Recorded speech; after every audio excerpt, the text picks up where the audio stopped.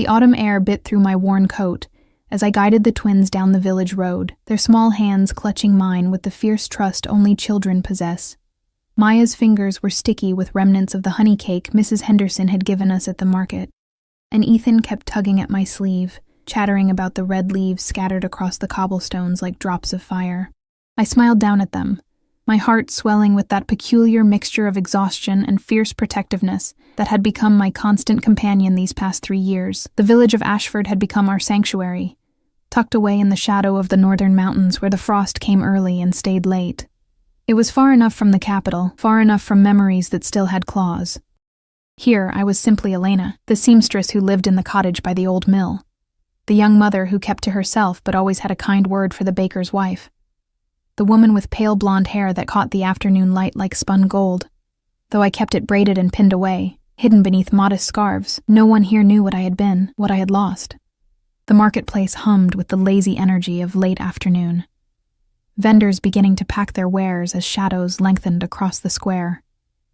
I could smell wood smoke and cinnamon, hear the distant clang of the blacksmith's hammer, feel the rough texture of the burlap shopping bag cutting into my shoulder. These sensory anchors kept me grounded, kept me present in this life I had carefully constructed from the ruins of my old one. "Mama, look!" Maya pointed toward the fountain where a cluster of pigeons fought over scattered breadcrumbs. Her eyes, so startlingly blue, so much like his, sparkled with delight. "We saw pigeons yesterday," Ethan said with the superior wisdom of being exactly 4 minutes older than his sister. "I want to see the horses." "Next week," I promised, though the stables were a place I avoided when possible.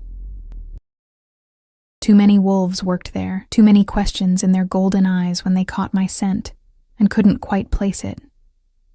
Being human in a world dominated by shifters had its advantages. We could disappear, blend in, become invisible. But sometimes that very invisibility felt like another kind of erasure. I had been something once, someone. The thought came unbidden, and I pushed it away as I had learned to do, focusing instead on steering the children around a puddle, on calculating whether we had enough coin for eggs, on anything except the phantom ache in my chest that 3 years hadn't quite healed. That's when I felt it, a prickle of awareness along my spine, that ancient instinct that whispered danger. The air itself seemed to shift, growing heavier, charged with a presence that made my breath catch and my heart hammer against my ribs. The crowd parted like water before a stone. I didn't need to look up to know who approached.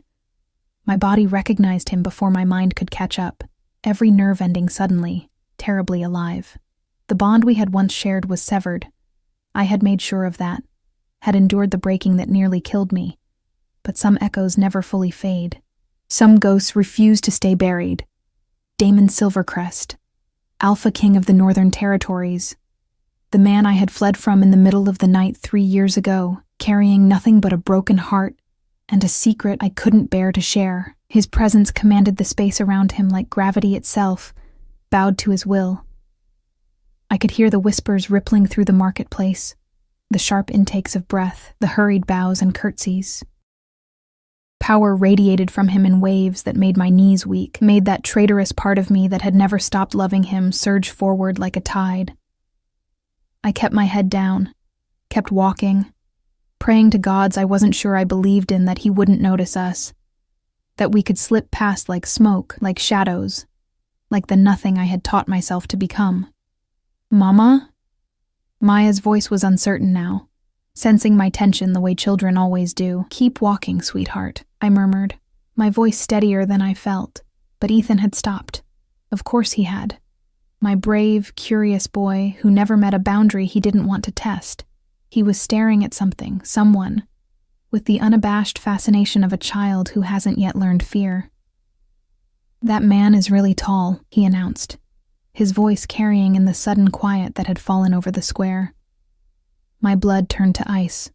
I looked up then, because I had no choice, because the moment I had dreaded for 3 years had finally arrived, and all my careful plans, all my running, had led me here, to this crossroads, this collision of past and present that I wasn't ready for and might never be.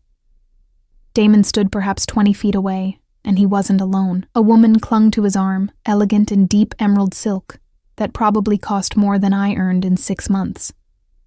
She was beautiful in that effortless way some people are, with cascading dark hair and a smile that spoke of confidence, of belonging, of never having known what it meant to be cast aside. His fiancée. The rumors had reached even our remote village. The Alpha King was to be married, uniting the northern and eastern packs in an alliance that would reshape the entire territory. But Damon wasn't looking at her. He was looking at me. Our eyes met across the cobblestones, and the world seemed to stop. 3 years collapsed into nothing. I saw the shock register in his features. Those sharp, aristocratic lines that had haunted my dreams. Those storm-gray eyes that had once looked at me with such tenderness. It made me believe in forever. I watched him go utterly still. The kind of stillness that only predators achieve. That moment before the lightning strike. Then his gaze dropped. To the children. To Maya with her honey-sticky fingers and blue eyes. To Ethan with his dark hair and stubborn chin. Damon's chin, I had realized when my son was barely 6 months old, the resemblance growing stronger with each passing day. I saw the calculation flash across his face, saw the exact moment understanding dawned. His expression shifted through a dozen emotions too quickly for me to name them all. Confusion, shock, betrayal, rage, something that might have been pain if I didn't know better. The woman on his arm was speaking, asking something, but her voice seemed to come from very far away. The entire marketplace held its breath. Even the wind seemed to pause, waiting. Elena. My name on his lips was a command, a question, an accusation.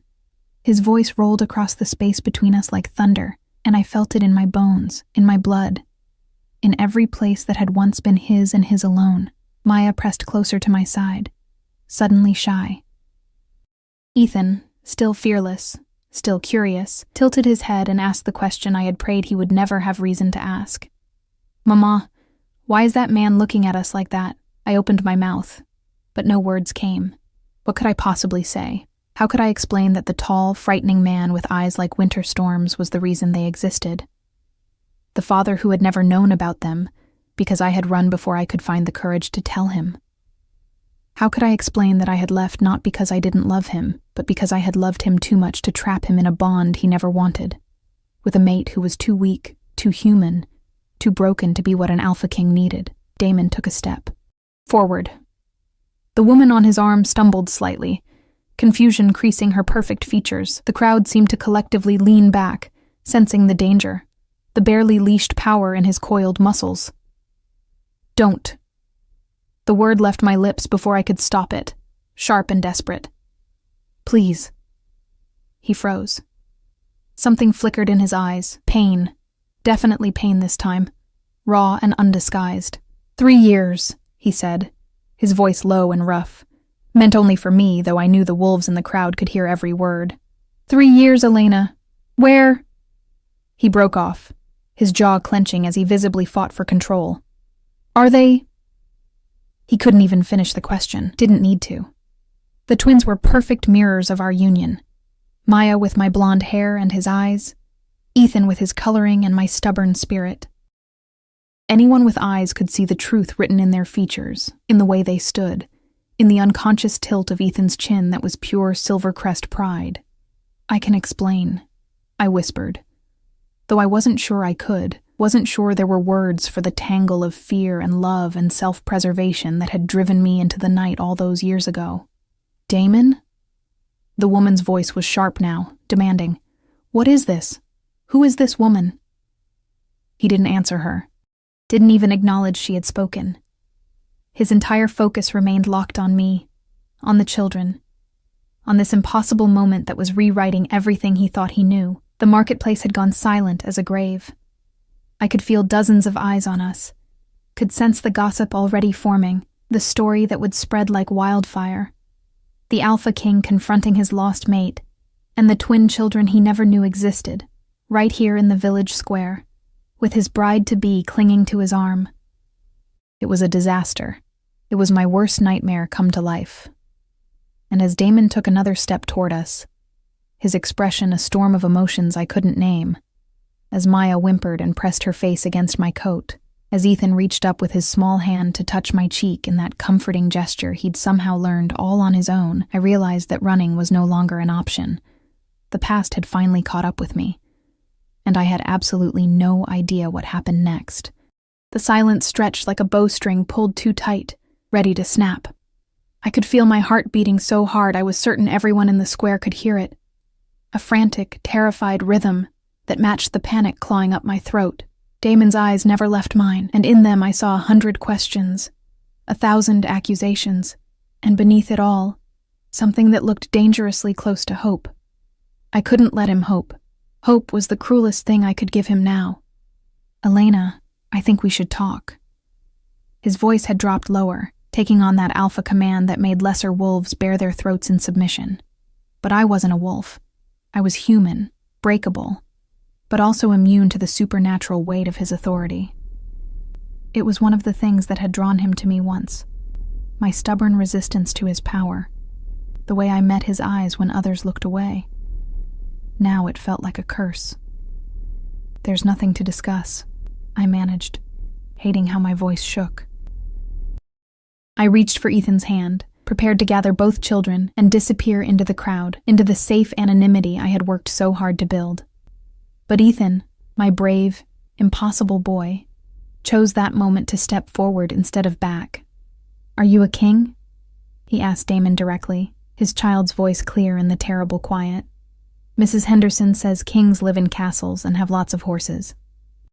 Something cracked in Damon's expression, a softening around his eyes that I remembered too well, that gentleness he showed so rarely it felt like witnessing something sacred. He lowered himself slowly, carefully, until he was at Ethan's eye level, until they were face to face, father and son meeting for the first time. "I do live in a castle," Damon said, his voice stripped of its commanding edge, made human by wonder and barely suppressed emotion. "And I have many horses. Do you like horses?" "I love horses."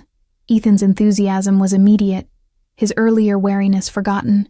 "Mama says we can visit the stables next week, but I want to go every day. Maya's scared of them, but I'm not scared of anything." "Ethan, that's enough." I tried to inject firmness into my tone, but it came out pleading instead. I reached for him again, but he darted closer to Damon, drawn by that invisible thread that bound father to son, blood to blood. Damon's hand trembled, actually trembled, as he lifted it toward Ethan's face, then stopped himself, pulling back as if burned. The restraint cost him. I could see it in the tension of his shoulders, in the way his jaw clenched. He wanted to touch, to confirm, to claim. "Damon." The woman's voice sliced through the moment like a blade. She had released his arm and stood rigid, her beautiful face twisted with confusion and growing anger. "Explain this. Now." He rose slowly, his eyes never leaving the children. When he finally looked at the woman, his fiancée, I reminded myself, the one he had chosen to stand beside him, to rule with him, his expression had gone cold and distant. "Victoria, return to the carriage. This doesn't concern you." "Doesn't concern me?" Her voice rose, drawing even more attention from the gathered crowd. "You stop our journey home to stare at some village woman and her children like you've seen a ghost, and it doesn't concern me? I am to be your wife in 3 weeks. 3 weeks. The wedding was in 3 weeks. The pain that lanced through my chest was sharp enough to steal my breath. I had known it was coming. The whole territory knew. But hearing it stated so plainly, so close to this impossible reunion, made it real in a way rumors never could. "Victoria." Damon's tone carried warning now, the alpha command bleeding back in. "I will explain later. For now, do as I ask." She stared at him for a long moment, her dark eyes flashing with fury, and something else. Fear, maybe, or the first bitter taste of understanding. Then she turned sharply, her silk dress swirling around her legs, and stalked toward an elegant carriage waiting at the edge of the square. The door slammed behind her with enough force to make several onlookers flinch. The crowd began to murmur, whispers spreading like wildfire through dry grass. I could imagine what they were saying, how this story would grow in the telling. The Alpha King's secret lover, his hidden children, the scandal that would rock the Northern Territories. I had to stop this, had to protect the twins from becoming pawns in court politics, from being swallowed by a world that would eat them alive. "We're leaving," I said, putting every ounce of steel I possessed into the words. I scooped Maya up. She was getting too big to carry easily, but I managed and grabbed Ethan's hand firmly. "Come on, sweetheart. We need to go home." "But Mama, the king." "Now, Ethan." I turned away from Damon, from the storm in his eyes, from the future that could never be mine. I had made this choice 3 years ago when I fled in the night. I had made it every day since when I woke in our small cottage and thanked the gods for my children's health and safety. I would make it again now, but I had forgotten what it meant to turn your back on an alpha. His hand closed around my upper arm, not roughly but firmly enough that I couldn't simply walk away. The touch sent electricity singing through my veins, awakening nerve endings I had thought long dead. The bond might be severed, but my body remembered his, remembered the way we fit together, the way his touch could unmake me. "Let go," I whispered, not trusting myself to speak louder. "I let you go once, Elena. I won't make that mistake again." His voice was low, meant only for me, vibrating with barely controlled emotion. 3 years. You were gone 3 years, and you never told me. You never gave me a choice. The unfairness of that statement sparked something hot and fierce in my chest, burning away the fear. I whirled on him. Maya still clutched in my arms, and for the first time in 3 years, I let him see my anger. A choice? My laugh was bitter, edged with old pain. Like the choice you gave me when you told the council I wasn't suitable to be your mate. When you said a human Luna would weaken the pack. When you made it clear that what we had was temporary, a youthful indiscretion you'd outgrow. He recoiled as if I'd struck him. "That's not... I never said that." "Who told you?" "It doesn't matter." And it didn't. Not anymore. The words had been said, the damage done. Whether they came directly from his mouth or from the council members who spoke with his authority made no difference. What matters is that I won't let you disrupt their lives. They're happy, they're safe, and they don't need a father who would be ashamed of them. Ashamed? The word came out strangled. He released my arm only to run both hands through his dark hair, a gesture of frustration I remembered too well. "Elena, I searched for you. For months, I sent trackers to every corner of the territory. I thought you were dead. I thought I'd lost you to rogues or worse, and it nearly destroyed me. And you think I'd be ashamed of them? Of my own children?" The raw pain in his voice made my resolve waver. This was the Damon I remembered from late nights and whispered confessions. The man beneath the crown who had held me like I was something precious, who had traced my scars and called them beautiful. But that man had also let me go, had let the council's words poison what we had chosen duty over love when it mattered most. "You have a fiancé," I said quietly, nodding toward the carriage where Victoria waited, her silhouette visible through the window. "You've moved on." "So have I." "Let it stay that way." "Moved on?" He laughed, and it was a terrible sound, hollow and sharp. "Is that what you think this is? Victoria is a political arrangement. The Eastern Pax needed an alliance, and I needed..." He broke off, jaw clenching. "I needed to stop hoping you'd come back." Maya chose that moment to wiggle in my arms.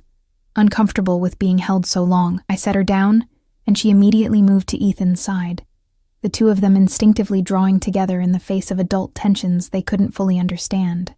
"Why is everyone staring, Mama?" Maya asked in a small voice. She had always been the more sensitive twin, attuned to emotions and atmospheres in a way that sometimes worried me. "Because your father is an alpha king, and I'm the fool who fell in love with him," I thought. "Because we're creating a scandal that will be talked about for years. Because I've just ruined any chance you had of a normal, peaceful life. Let's discuss this somewhere private," Damon said, his alpha voice back in force. It wasn't a request. "You're home. Now. No." I put myself between him and the children. A futile gesture. What could I possibly do against his strength? But instinct demanded it. "You don't get to command me. Not anymore." "Elena."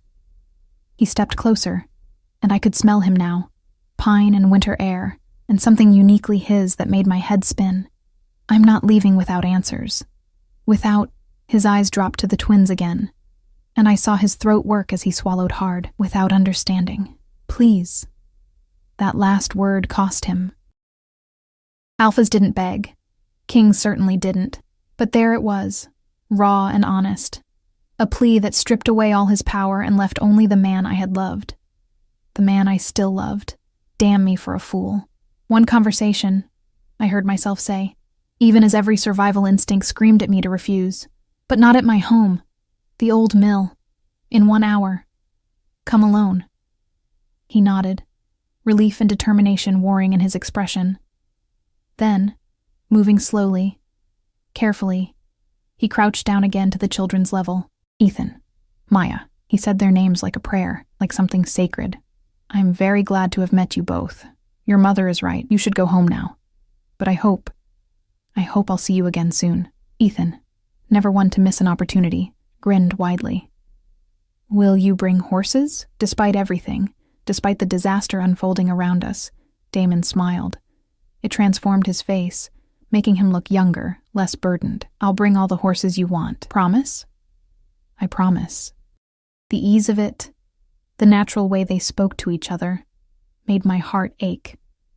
This was what I had stolen from them both. This connection, this beginning. And I still wasn't sure if I'd been right to do it, or if I'd made the worst mistake of my life. I gathered the children and began walking, not looking back, feeling Damon's gaze on us like a physical weight. The crowd parted silently, their faces a mixture of curiosity, judgment, and pity. Tomorrow, everyone in Ashford would know my secret. By next week, it would spread throughout the territory. The life I had built was crumbling, and I had 1 hour to decide what I would build from the ruins. The walk back to our cottage felt like moving through water, each step requiring more effort than the last. Maya and Ethan chattered beside me, their earlier tension forgotten in the resilience of childhood, but their voices seemed distant, muffled by the roaring in my ears. My hands trembled as I unlocked our door, the key scraping against the lock before finally sliding home. Our cottage was small but warm, filled with the evidence of our life together.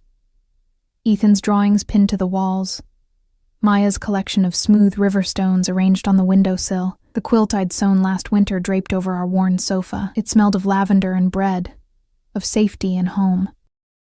Looking at it now, I felt the fragility of everything I'd built, how easily it could all come apart. Can we have supper now? Ethan asked, already pulling off his coat. I'm starving. In a bit, sweetheart. My voice sounded strange to my own ears. Too high, too tight. Mama needs to go out for a little while. Mrs. Chen next door will watch you. Again?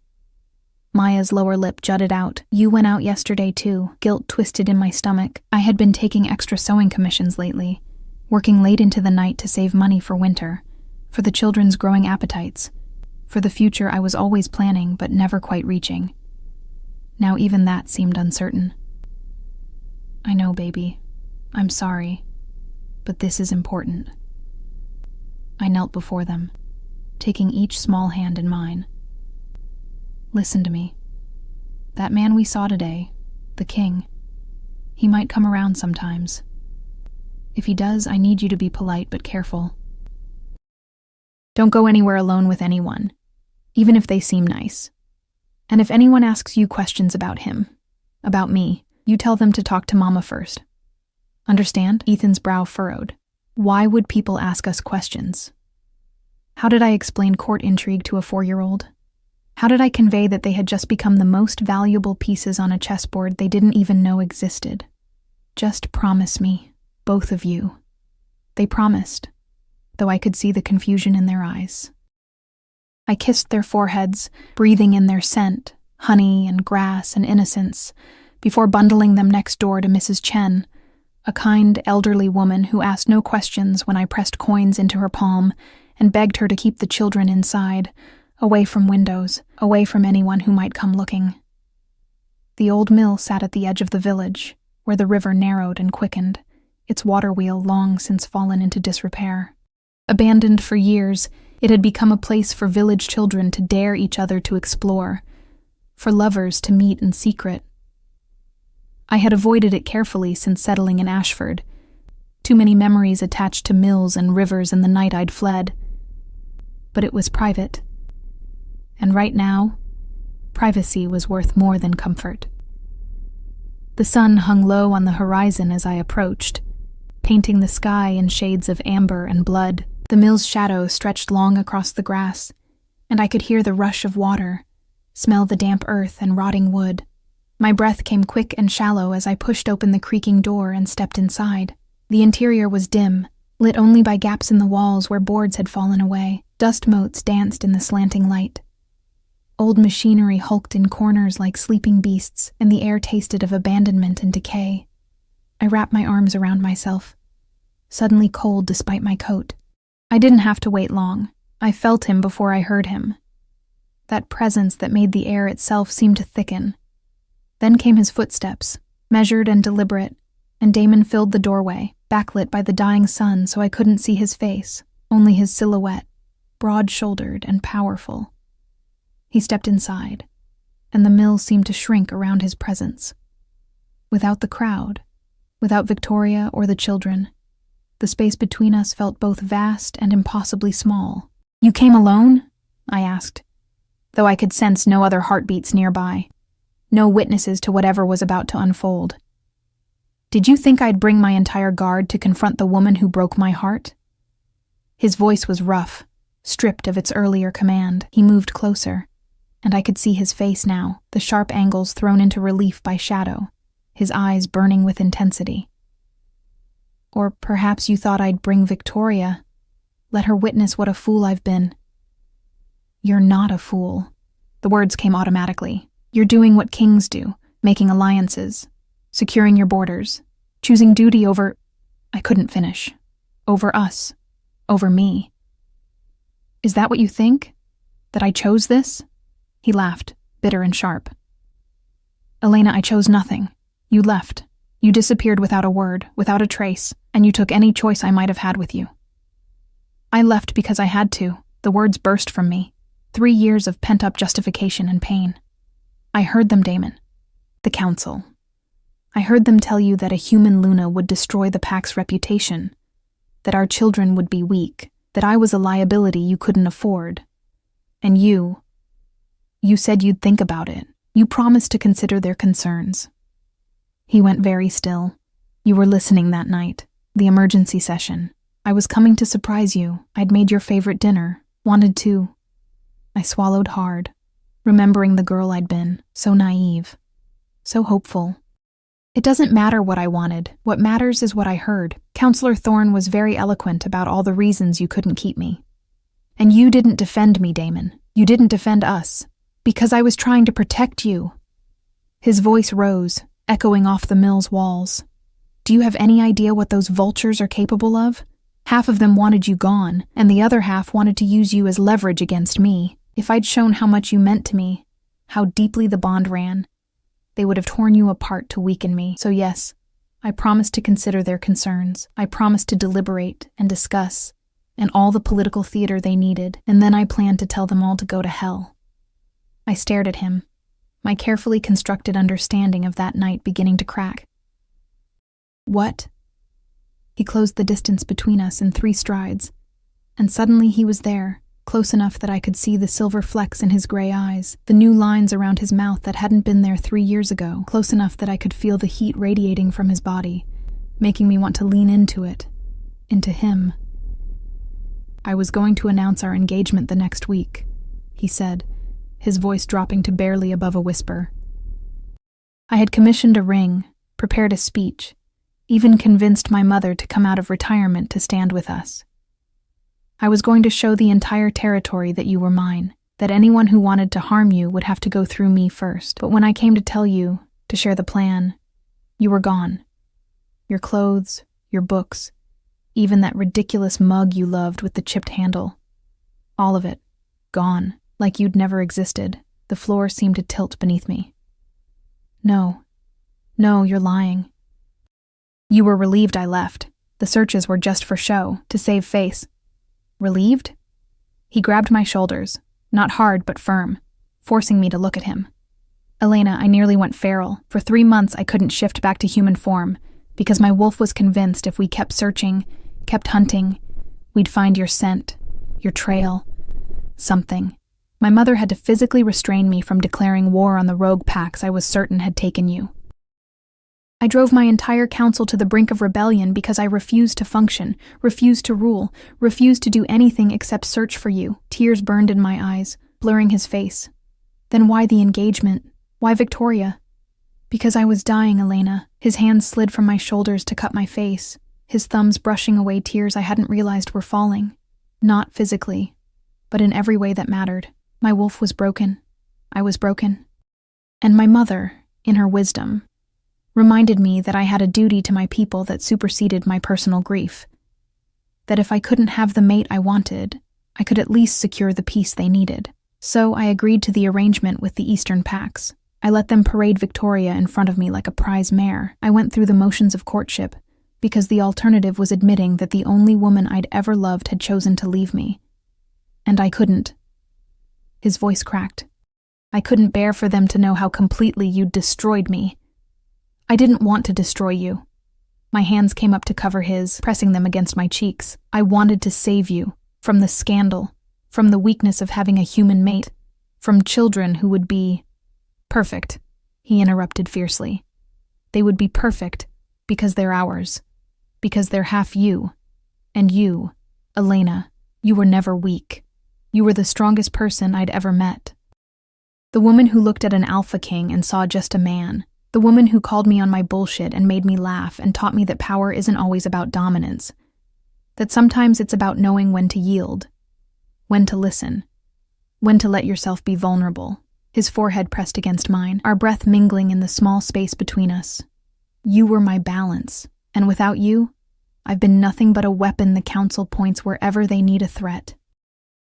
The mill fell silent except for our breathing, harsh and uneven, and the rush of the river outside.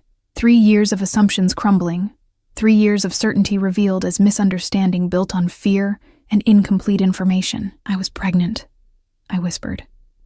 When I left. I didn't know it yet, but I was. And by the time I realized, I was already 2 territories away, already committed to disappearing. I told myself it was better this way.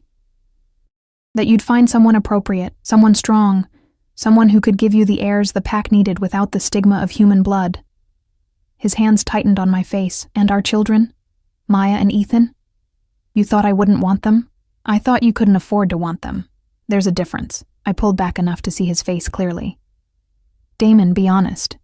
If I had stayed, if I'd told you about the pregnancy, what would have happened? The council would have used it against you. They would have called for my removal, or worse. And you would have been forced to choose between your mate and your throne. I couldn't do that to you. I loved you too much to make you choose. So you chose for me. His voice was flat now, the earlier emotion draining away into something harder, colder. You decided, all on your own, that I was too weak to fight for what I wanted, that my love for you wasn't worth the political cost. You made yourself into a martyr and left me to grieve a ghost. Put that way, it sounded selfish. Cowardly, even. I was scared, I admitted, the truth raw and ugly.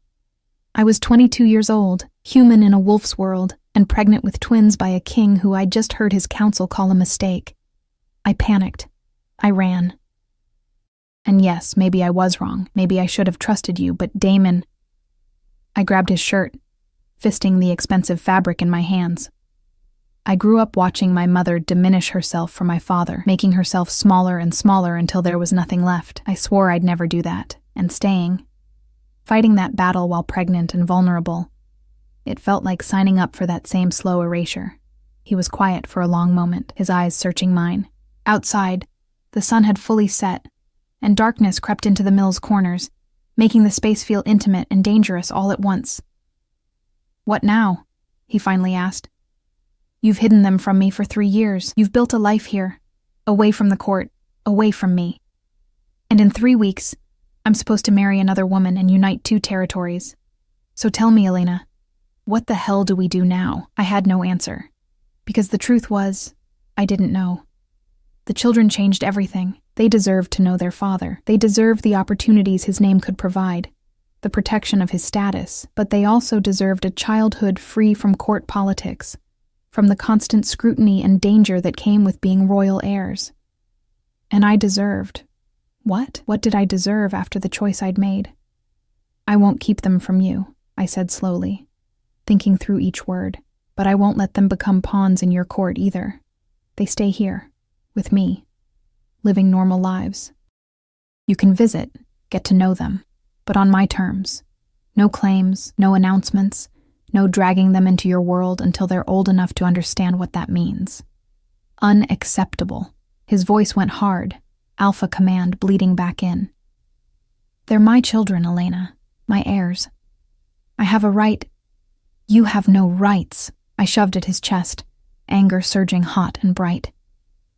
You gave up your rights when you didn't fight for me 3 years ago, when you let me walk out believing I was disposable.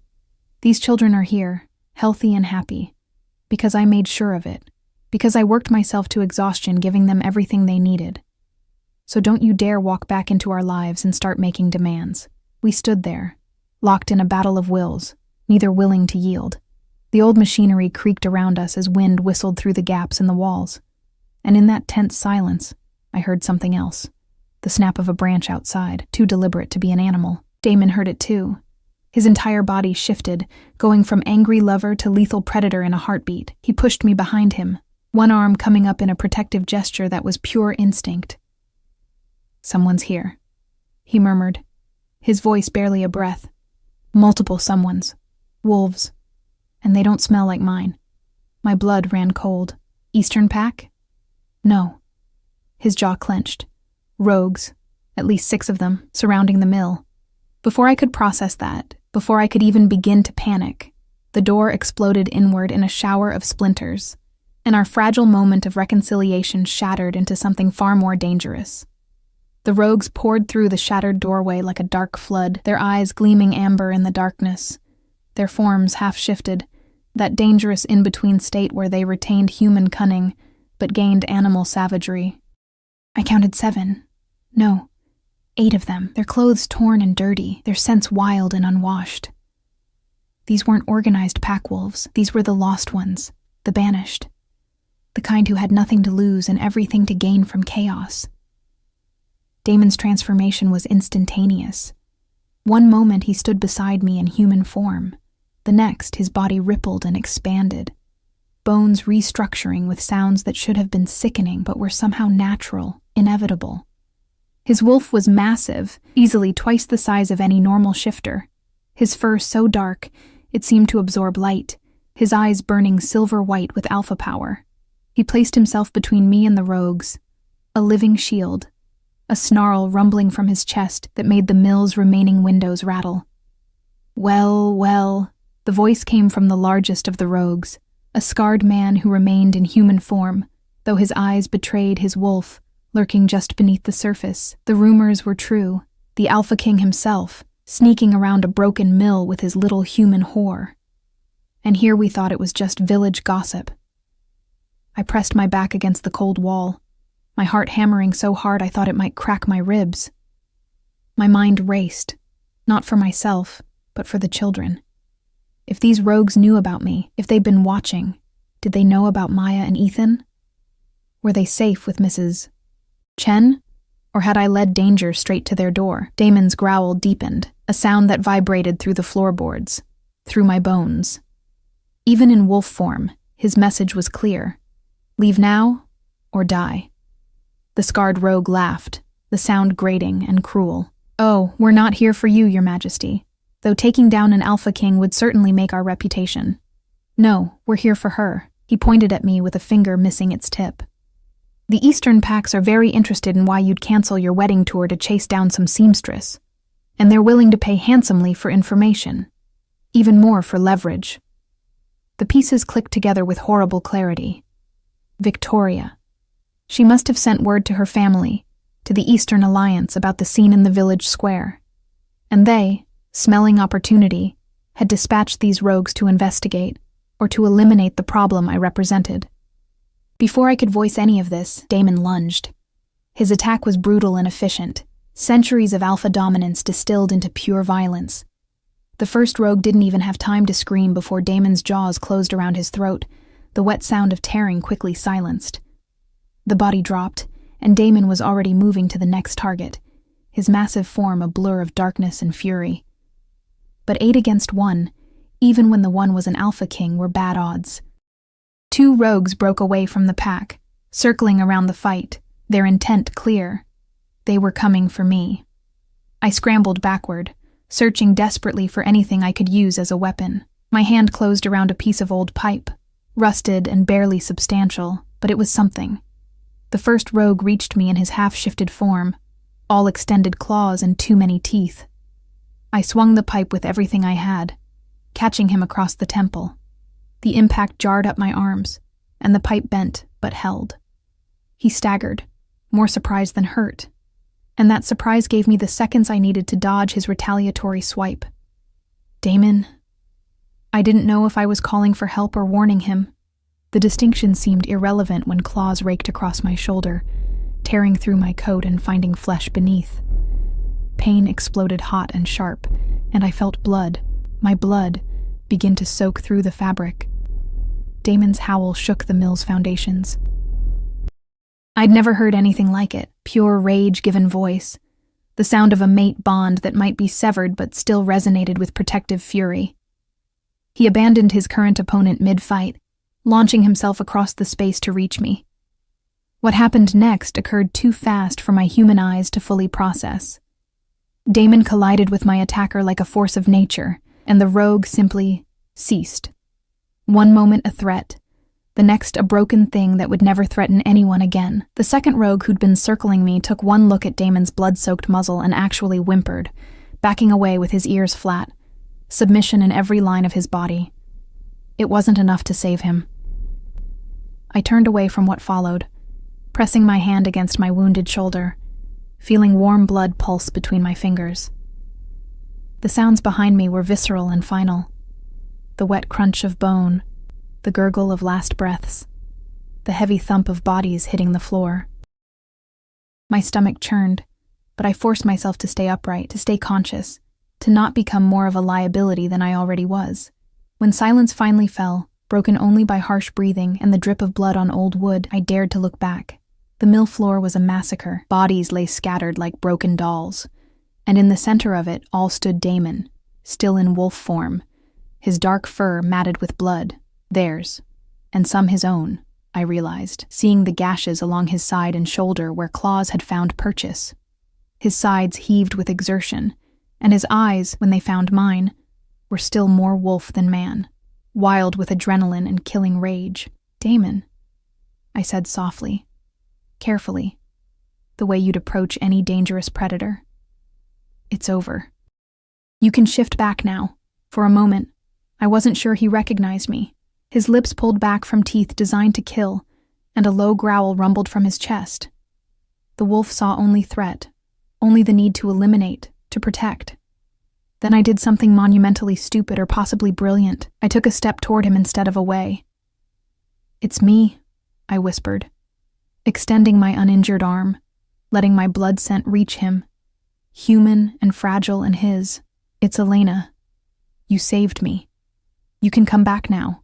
The growl stuttered, stopped.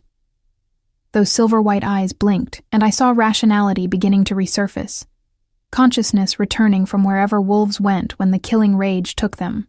His form shimmered, bones restructuring again, and then Damon knelt naked on the blood-soaked floor, his chest heaving, his hands shaking. Elena. My name was a rasp, barely human. Your shoulder, you're hurt. I'm fine. It's not deep, a lie. It hurt like hell, and was still bleeding, but he didn't need to carry that guilt on top of everything else. You're hurt, too.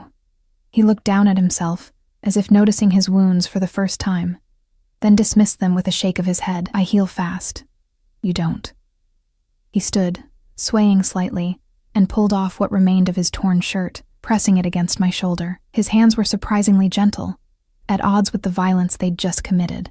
We need to get you to a healer. We need to get out of here before someone comes to investigate the noise. I pressed the shirt tighter against my wound, hissing at the pain. And I need to check on the children. If these rogues found us, if they were hired by the Eastern Pax, they'll know about Maya and Ethan. Damon finished grimly. Fuck. He ran a hand through his hair, leaving bloody streaks. We need to move them. Tonight. Somewhere the Eastern Alliance can't reach. The castle, I said, even though the words tasted like surrender. It's the only place defensible enough. You'd come? After everything, after this, he gestured at the carnage surrounding us. You'd trust me to protect them? I met his eyes, seeing past the blood and violence to the man who'd thrown himself into impossible odds to save me, who'd killed 8 wolves without hesitation because I'd been threatened. I'd trust you with their lives. I always did. It was my own heart I couldn't trust you with. Something flickered in his expression. Pain, hope, determination. Elena, I need you to understand something. That engagement, Victoria, all of it, it ends tonight. I don't care about political alliances or border treaties. I don't care if the Eastern Pax declare war. My children will not grow up thinking their father chose politics over them. And you? He cupped my face with one bloody hand, forcing me to meet his eyes. You will never again doubt that you are the only woman I've ever wanted, the only mate I'll ever claim.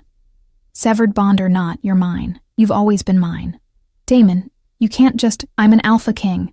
I can do whatever the hell I want. A ghost of his old arrogance flickered across his face. Let them try to stop me. The absurdity of it. Standing in a mill full of corpses, both of us bleeding and battered, declaring love and making ultimatums, struck me suddenly.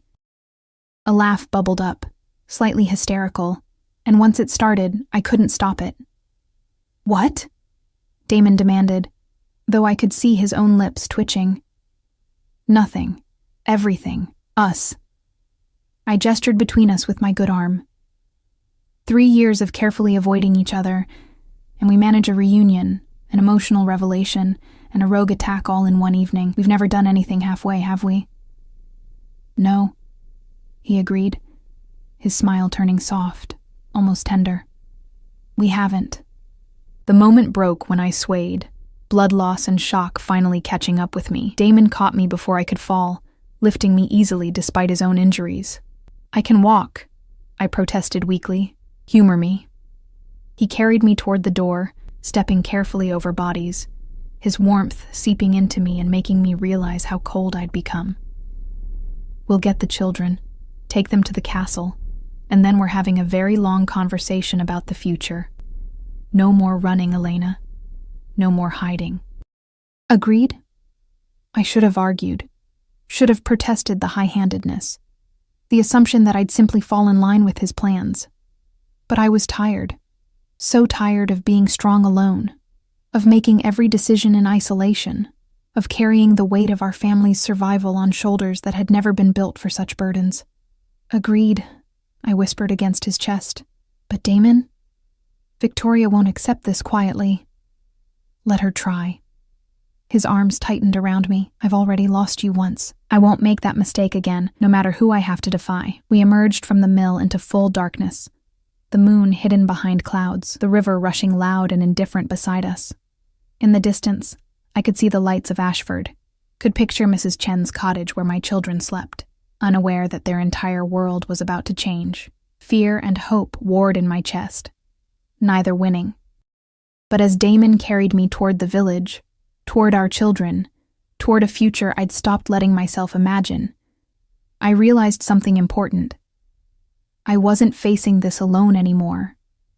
For better or worse, the Alpha King had returned to claim his family.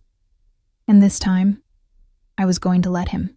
The walk back to Ashford should have been peaceful, but tension coiled in my stomach with every step. Damon had shifted back to wolf form, easier to travel quickly and defend if needed. And I clung to his back, my fingers tangled in his thick fur, my wounded shoulder screaming with every jolt. The forest around us was too quiet, the usual night sounds conspicuously absent, as if the very trees were holding their breath. We were halfway to the village when Damon stopped abruptly, his entire body going rigid beneath me. A growl rumbled through him, and I felt more than heard him scent the air, analyzing, calculating. Then I smelled it too. Smoke. Not the pleasant wood smoke of cooking fires, but the acrid chemical stench of something burning that shouldn't be. No, I breathed, even as Damon broke into a run, his powerful legs eating up the distance. No, please no. We burst from the tree line to chaos. 3 cottages were ablaze, including Mrs. Chen's, flames licking up into the night sky and painting everything in hellish orange and red. Villagers ran with buckets, shouting and crying, trying desperately to control the inferno. And in the center of it all, I saw her, Victoria, still in her elegant dress, her face illuminated by the flames, her expression cold and satisfied. "The children," I gasped, sliding off Damon's back and stumbling forward despite my injury, despite the pain, despite everything. "Maya! Ethan!" Victoria's smile was sharp as a blade. "Looking for something, Elena? Or should I say, someone?" My world narrowed to a single point of absolute terror. The flames roared, consuming Mrs. Chen's cottage with a hunger that seemed almost alive, and all I could think was that my children were inside, that I had failed them, that the one job I had, keeping them safe, had shattered in a single evening of poor choices and worse timing. "Where are they?" The scream tore from my throat, raw and animal. I lunged toward the burning cottage, but arms caught me. Damon shifted back to human form, naked and bleeding but impossibly strong. "Let me go! My babies are in there." "They're not." Victoria's voice cut through my panic like ice water. She gestured casually, and from behind her stepped 2 of her guards, and between them, thank every god that might be listening, walked Maya and Ethan, frightened but unharmed, Mrs. Chen shuffling behind them with tears streaming down her weathered face. The relief hit me so hard my knees buckled. Damon held me upright, his grip the only thing keeping me standing as I stared at my children, whole and safe and terrified. "Mama!" Maya's cry was heartbroken, and she tried to run to me, but the guard's hand on her shoulder kept her in place. "Let them go, Victoria." Damon's voice was deadly calm, the kind of calm that preceded violence. "Whatever game you're playing, they have no part in it." "Game?" Victoria laughed, sharp and bitter. "This isn't a game, Damon. This is reality. Did you think you could humiliate me in front of an entire village, chase after your human whore, and I would simply accept it? Did you think my family would accept it?" She took a step forward, her silk dress rustling, her beautiful face twisted with fury. The Eastern Alliance isn't some political convenience you can discard when something more appealing catches your eye. We are your equals, your partners, and we will not be disrespected. You set fire to a village because your pride was wounded. I found my voice, found my anger beneath the fear. You endangered children, innocent people, because you couldn't handle being second choice. Second choice? Her eyes flashed. I'm not second to anything. I'm an alpha's daughter, a pack princess, bred and trained for exactly this role. And you, she looked me up and down with undisguised contempt. You're a human, a fragile, weak, temporary amusement that should have known her place. But instead, you spread your legs for a king and got lucky twice. Her gaze cut to the twins. Those children are an embarrassment. Half-breed abominations that weaken the bloodline and make a mockery of everything we are. Damon moved before I could even process the words, his speed inhuman, his hand closing around Victoria's throat. He lifted her off the ground, his eyes blazing silver, his control hanging by the thinnest thread. "Say that again," he whispered, each word enunciated with terrifying precision. "Call my children abominations one more time, and political alliance be damned. I will tear out your spine and send it back to your father as a declaration of war." Victoria clawed at his hand, her face reddening, but she managed to choke out, "Kill me. Eastern packs. War anyway. You've already chosen." He held her there for one more endless moment, and I saw him weighing it, his duty against his rage, politics against protection. Then, with a sound of disgust, he threw her to the ground. She landed hard, gasping and coughing, her hand going to her bruised throat.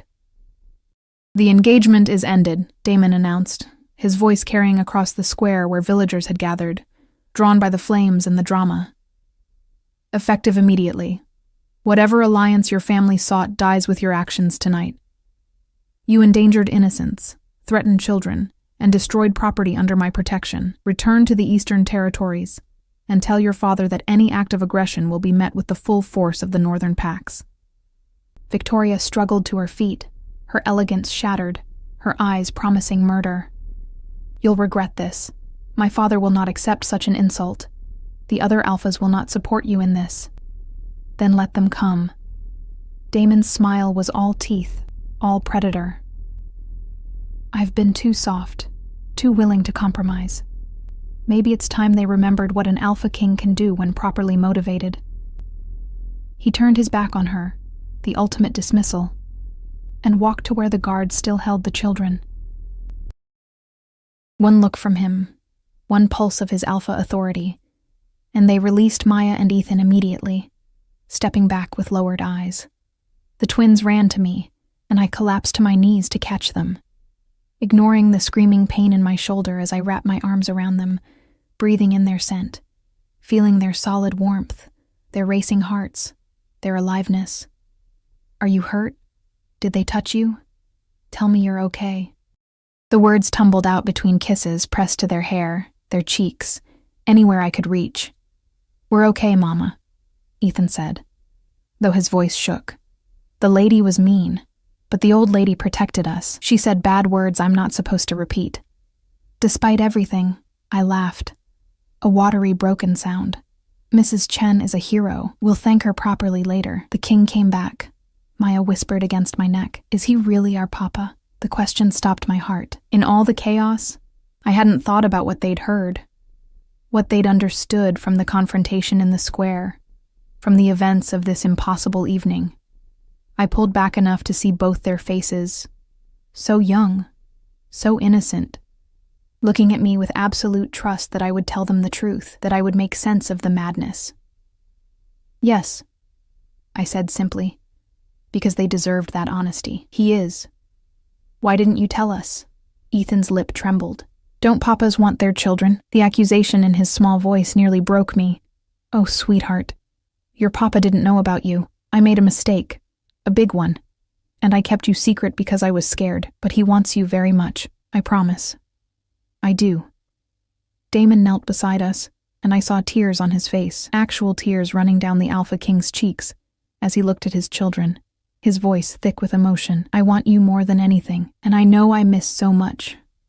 Your first words, your first steps, 3 years of watching you grow, and I can never get that back. But if you'll let me, if your mama will let me, I want to be your papa now. I want to keep you safe and teach you things and bring you all the horses you could ever want to meet. Ethan studied him with the seriousness only a 4-year-old can muster. Will you protect Mama too? She gets sad sometimes when she thinks we're sleeping, and she works too hard and her hands hurt. I will protect your Mama, Damon said solemnly. With everything I have, I promise. Okay then. Ethan held out his small hand. You can be our papa. Damon took that little hand like it was something sacred, something worth more than his entire kingdom, and shook it carefully. Then Maya, not wanting to be left out, threw her arms around his neck, and I watched the Alpha King who commanded armies and ruled territories simply dissolve, his arms coming up to hold his daughter like she might disappear if he let go.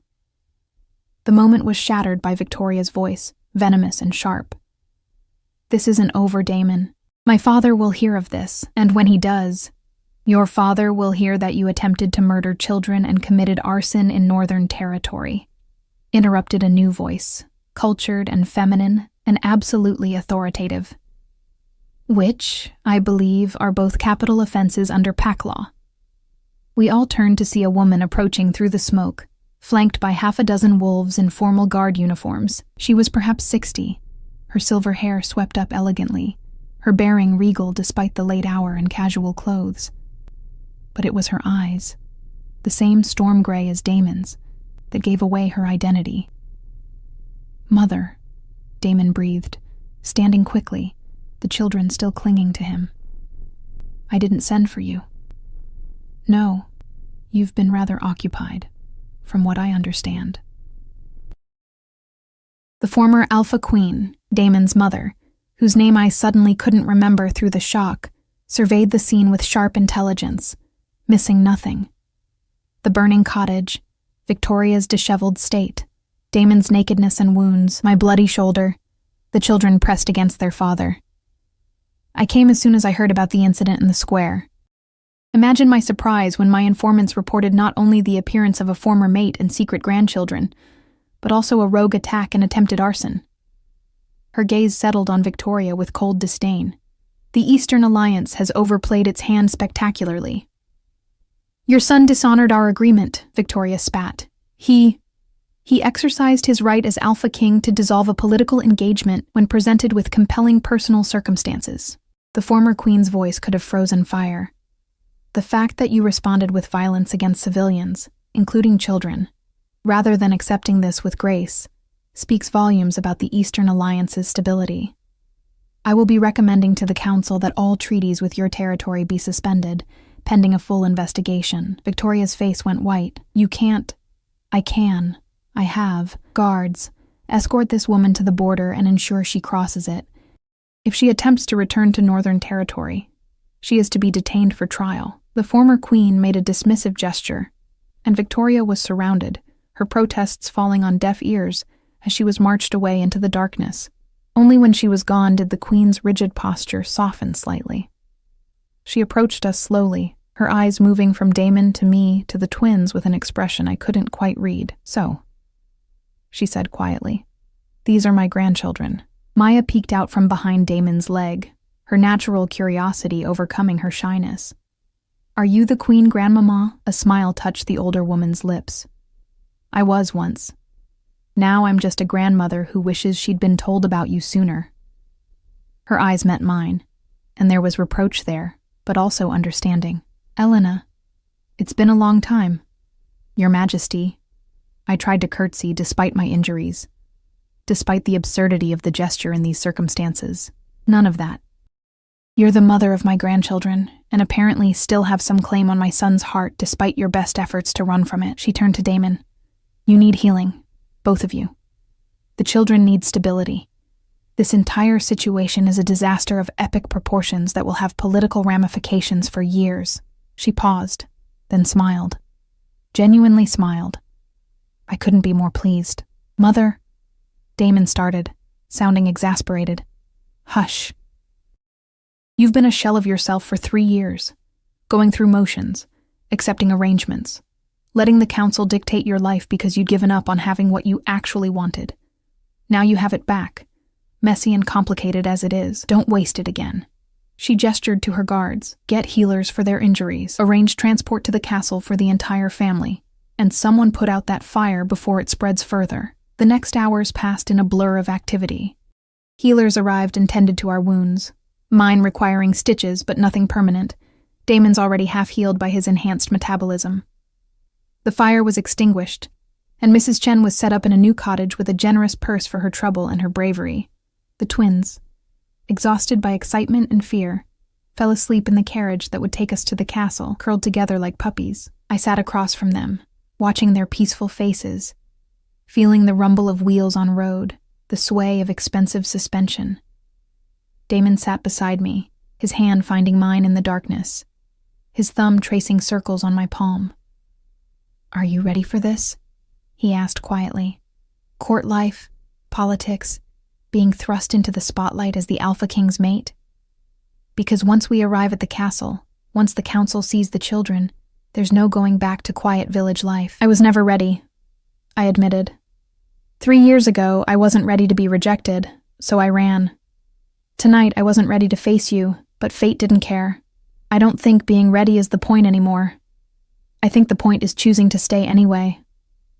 And are you? Choosing to stay? I looked at our joined hands, at the children who were half him and half me, at the future stretching out uncertain and dangerous and impossibly precious. Yes, I said, I'm staying. We're staying. But Damon, the bond is still severed. I'm still human.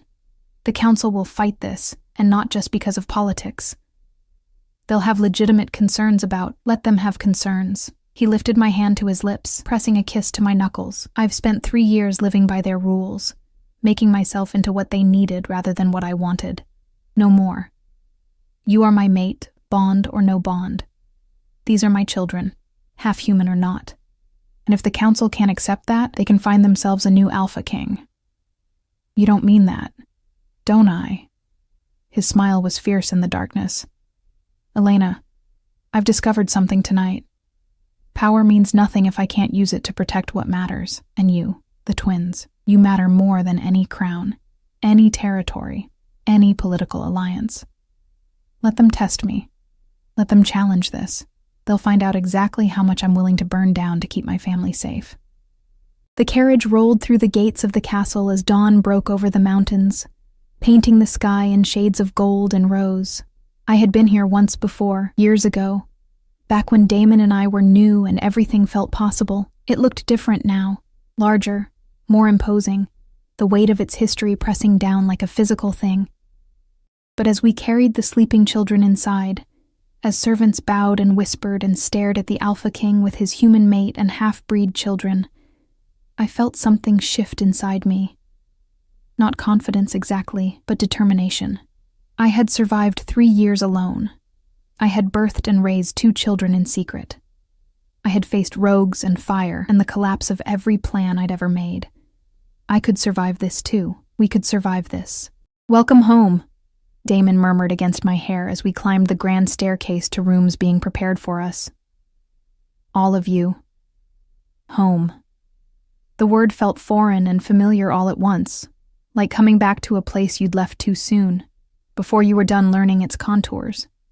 But as Maya stirred in my arms and smiled in her sleep, as Ethan mumbled something about horses and burrowed deeper into Damon's shoulder, I thought maybe home wasn't a place at all. Maybe it was just this, the 4 of us together, choosing each other despite the odds. And if the whole world had a problem with that, well, they could take it up with the Alpha King. The weeks that followed were a whirlwind of adjustment and challenge. The council convened emergency sessions, their outrage palpable over Damon's dissolution of the Eastern Alliance. But Damon met every challenge with unwavering resolve, his mother standing beside him, reminding them that an Alpha's first duty was to his bloodline, and his children, all of his children, were under his protection. Maya and Ethan adapted with the resilience of youth, enchanted by the castle's grandeur, the endless gardens to explore, and yes, the stables full of horses that Damon personally introduced them to. I watched my son's face light up the first time he sat on a horse, watched my daughter overcome her fear with her father's patient encouragement, and felt pieces of my heart I hadn't known were broken begin to heal. The bond remained severed. I could feel its absence like a phantom limb. But Damon courted me anyway, with the patience and determination of a man who knew what he'd lost and refused to lose it again. Flowers appeared in my rooms, quiet dinners were arranged. He asked about my life in Ashford, about the children's favorite stories, about my dreams for the future, and he listened like my words were scripture.